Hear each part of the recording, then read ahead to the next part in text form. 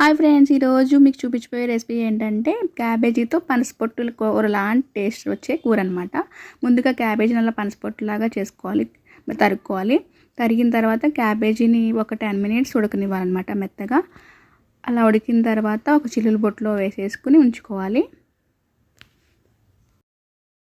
బాండీ పెట్టుకుని దాంట్లో 3 టేబుల్ స్పూన్ ఆయిల్ వేసి పల్లీలు, పచ్చిశనగపప్పు, మినపప్పు, ఆవాలు, జీలకర్ర, ఇంగువ మెయిన్ అండి. దీంట్లో ఎండుమిరపకాయలు, పచ్చిమిరపకాయలు, కారానికి సరిపడా కరివేపాకు వేసిన తర్వాత కొంచెం పసుపు వేసేసి దీనికి సరిపడా కూరకు సరిపడా చింతపండు పేస్ట్ వేసుకోవాలి. పులుపుని బట్టి వేసుకుని కలుపుకోవాలి. టేస్ట్ సరిపడా సాల్ట్ కూడా వేసేసుకోవాలి. సాల్ట్ వేసిన 2 మినిట్స్కి మనం క్యాబేజీ ఉడకపెట్టుకున్నాం కదండి, అది వాటర్ పిండేసి వేయాలన్నమాట. వాటర్తో పాటు వేసేస్తే కూర అనేది ముద్ద అయిపోతుంది, బాగోదు, పొడి పొడిగా రాదనమాట.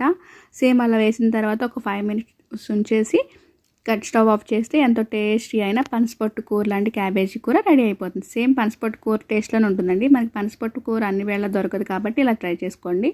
చివరిలో ఆవు అనేది మెయిన్ అనమాట ఈ కూరకి.